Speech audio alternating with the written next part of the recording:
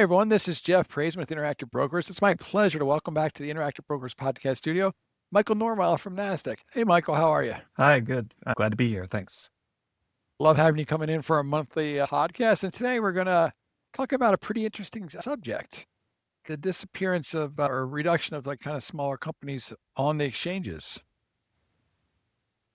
And kind of just to kick it off, Michael, the number of publicly listed companies has nearly halved since 2000. Why has that decline been driven almost entirely by fewer smaller companies listing? Yeah, so the SEC put out a report recently, their stats that showed since 2000, we've gone from 6,300 listed companies down to about 3,500. And while this has been a widely discussed phenomenon, it's often been overlooked actually that the bulk of the decline is in small companies, like you're saying. So the number of companies with a market cap under $250 million, that's the threshold that they used, it's declined from nearly 4,000 back in the year 2000 to about 1,200 now. And so just doing the math, the total listings are down about 2,800, but small listings are down about 2,800. So it's pretty much entirely due to the reduction in small listings here. And there's a few reasons for this. First, there were about 4,000 mergers between public companies from 1996 to 2020. And then, of course, smaller companies, they're relatively easier to be acquired. And then second, there's been delistings. And then, of course, that also tends to be more of a risk for companies when their market caps get too small, so smaller companies. And then lastly, there's been, a slowdown in IPOs that we've seen, and this is going back to the start of this century, actually. So, Michael, small companies went from making about 66% of the listings to closer to 34%. So what does that shift say about how markets have evolved? Yeah, I think maybe you could say markets have gotten a little bit more top heavy. In 2000, it was 2 out of every 3 listed companies that were small, like you were saying, 66%. So that was really the bulk of the market. And now it's flipped. Now, of course, the market as a whole has grown a lot too. So in 2000, the market cap was about $15 trillion. In 2025, it was almost $70 trillion. So of course, there's going to be a lot more big companies when the market cap is up 5 times, One case you could make is inflation, right? So like $250 million in 2000 isn't the same as $250 million now, right? So how does that play into this? Yeah, and I think that's an important caveat to note. The original SEC report was maintaining a steady threshold of $250 million in nominal terms from 2000 to 2025. And it's not really a fair comparison given 25 years worth of inflation. So if you adjust for inflation, $250 million in 2000, that's equivalent to $475 million in 2025. And so when you make that adjustment, the share of small companies drops from 66% in 2000 to 43% in 2025. So not as big as that drop to 34% where you're using that steady 250 million threshold, but it's still a 23 percentage point drop. So that suggests that there is some structural factors at play and it's not strictly due to inflation.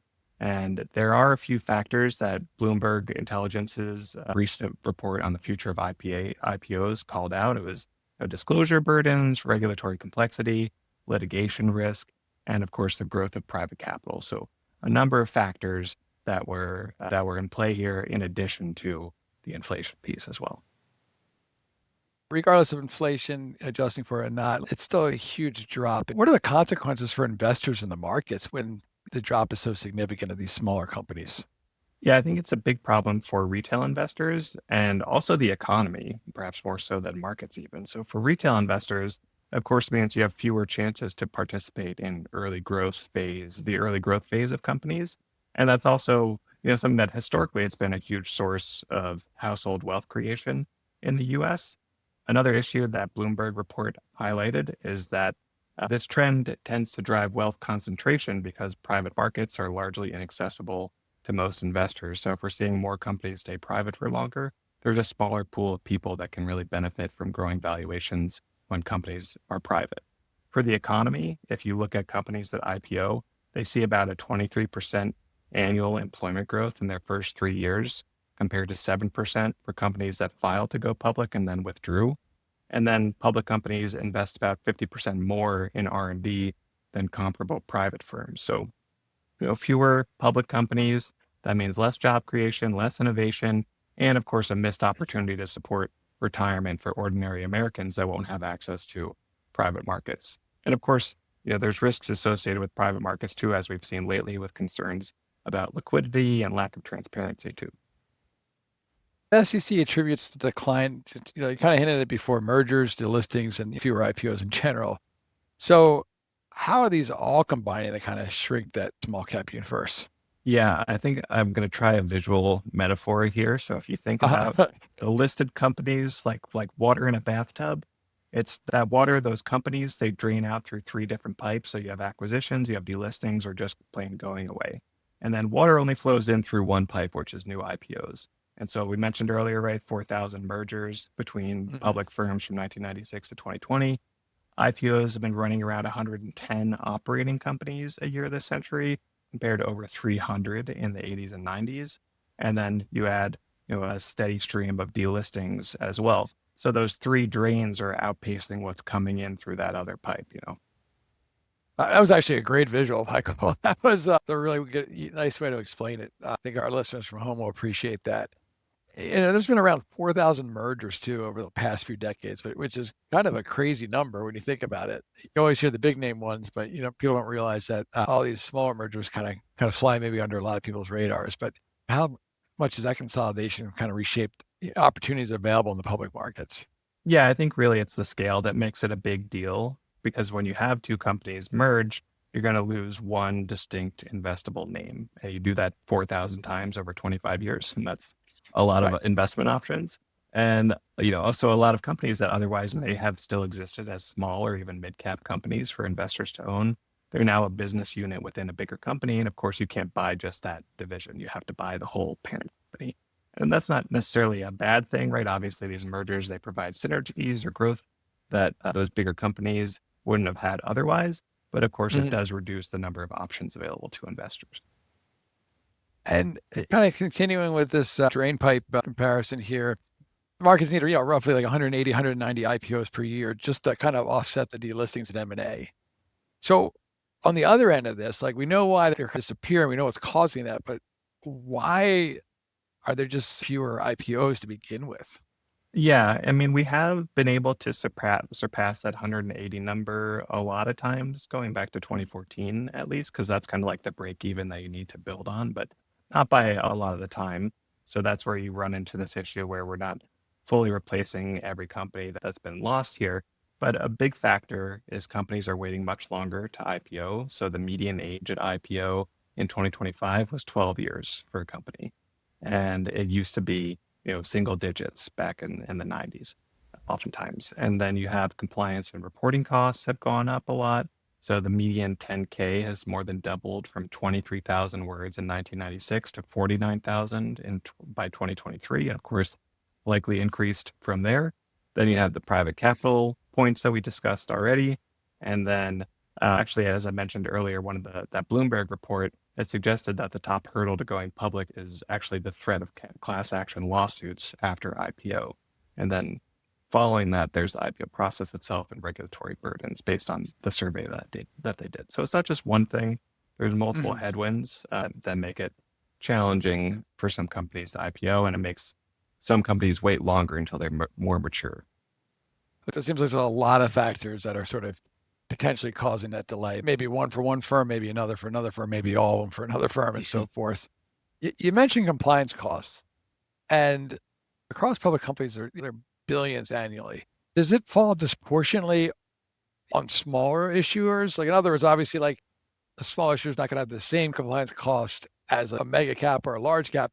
But as far as a percentage of their overall value, is it just heavier weight because there's some fixed items that you always have to do no matter what size you are? Yeah, exactly. So if you look at total compliance costs for all public companies, it's around $9 billion a year based on our calculations. For a small company, it's typically a little under 500,000 per year. For a large company, it's 5 million or more. And the average is 2.3 million. So in absolute dollar terms, of course, it's bigger for larger companies. But like you're saying, if you look at it as a share of revenue or earnings, it's going to be a much bigger share for smaller companies. And so that comes down to your quarterly 10Q reporting, which is, averaging over 50 pages. You do that 3 times a year. You add a 10K on top of it. And then if you think about what's happened in other countries, the UK, the EU, Australia, looking at semi-annual reporting, which is something the SEC has proposed in the US to kind of lighten that compliance burden a little bit as well. So there's also a perception, I think, that it's just easier to stay private for some of these firms, or for a lot of people, a lot of business owners might have that perception. But why does the data suggest that view misses some of the key benefits of going public? Yeah, I think this was one of the things that was highlighted in the SEC report really well, where when companies go public, their credit spreads fall by about 25%, their borrowing costs drop, and the pool of available lenders grows as well. So going up to 4.5 banks on average post-IPO from 3.5 pre-IPO. And then when you look 4 years after the IPO, companies that IPO'd, they've got about 40% more CapEx and 50% larger assets than comparable private companies. So everything else is more or less the same between these two companies, except one's public, one's private. And then in that same Bloomberg report, they showed that staying private isn't actually as riskless as some people might make it out to be. There's, of course, they highlighted the increasing illiquidity risk. And so overall, you might have being private, it's simpler on reporting, but you're giving up cheaper capital, deeper lender base, and then faster growth in investment assets.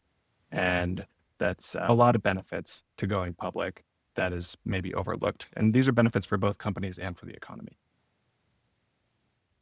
And the lower borrowing costs and the ability to invest more in like CapEx and assets, how critical are these advantages for, say, long-term growth? Yeah, I think this is big, and it's especially the compounding nature of it that's a big factor. So if you have a 25% cut in credit spreads, that means cheaper financing for your factories or your acquisitions, as we talked about, plus getting through downturns. And then you combine that with 40% more CapEx, 50% larger assets compared to similar private peers. And that's a big difference when you're doing these things over, multiple years and decades. And then, as I mentioned earlier, from the long-term growth of the economy, companies that IPO seeing 23% annual employment growth in their first 3 years compared to 7% for those companies that withdrew their filing. Plus you have that 50% boost to R&D spending versus comparable private firms. And of course, R&D is one of those things that drives innovation, drives productivity, and drives the economy.